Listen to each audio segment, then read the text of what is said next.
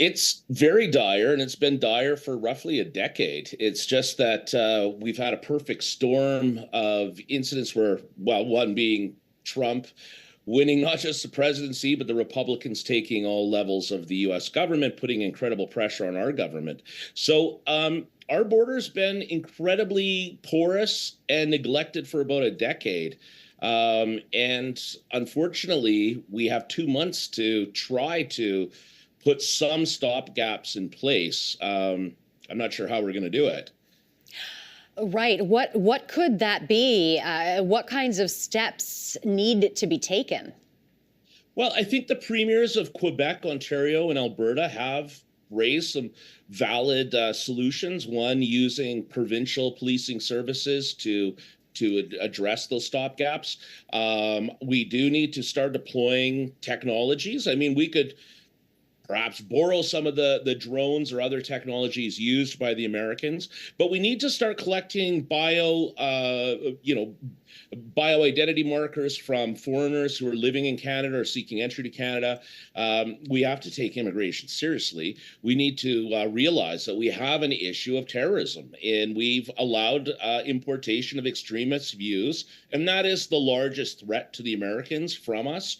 Yeah, the numbers are a lot lower on the when we see the numbers of overall illegals moving from Canada into the United States when compared to Mexico. Of course, we're about 24,000, where they have about well over a million.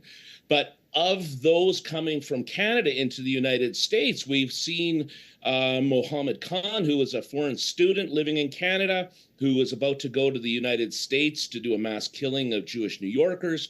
We've seen the 16th member of the Islamic Revolutionary Guard Corps being arrested in Canada.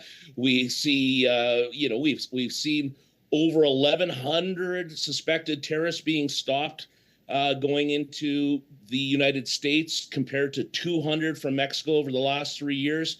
I mean, we have neglected our border, and we've had this honor-based immigration program for so long. Now, the repercussions it's very worrisome. It's very worrisome. I see a tsunami coming our way, and we got to start taking some steps. We did after 9/11, and I think we can do it again this time. It just takes some political will and investment. And just quickly, I want to ask you before you go, Canada also bracing for an influx of undocumented migrants at the border once Trump takes office. Is the border prepared? No, no, and neither are the small towns along our border. They're going to be overwhelmed. We saw over 13,000 students who clearly would have said that they had the money and they had the intent to leave Canada after their studies. Over 13,000 have made refugee claims since January. When we see, and that's caused significant impact on our border in our immigration program. When we see tens of thousands, if not hundreds of thousands, it is going to be an absolute disaster. And no, we're not ready at all.